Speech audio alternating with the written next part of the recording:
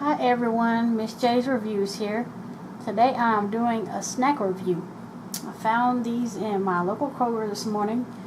Natural Valley Backpacker Chewy Oatmeal Bites, chocolate chip flavor. You get 6 of these little packets in here. It's got a little notch for easy opening. Yeah, I said easy opening. Why are you always laughing? Okay, so this is what you get. Nice little amount. Yep, got a little chocolate drizzle. You see the little chocolate chips. Alright, why are you always doing that?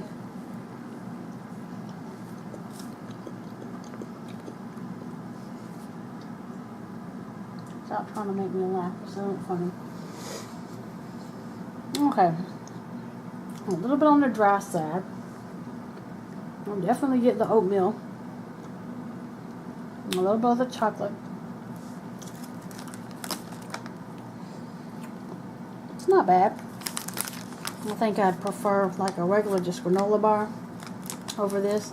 But this would probably be really good for like kids. Like a little afternoon after school snack or something. I don't really like the texture. Because it's like uncooked oatmeal kind of texture in it, but the flavor's not bad. So until the next review, please comment, rate, subscribe. Bye. Don't you laugh.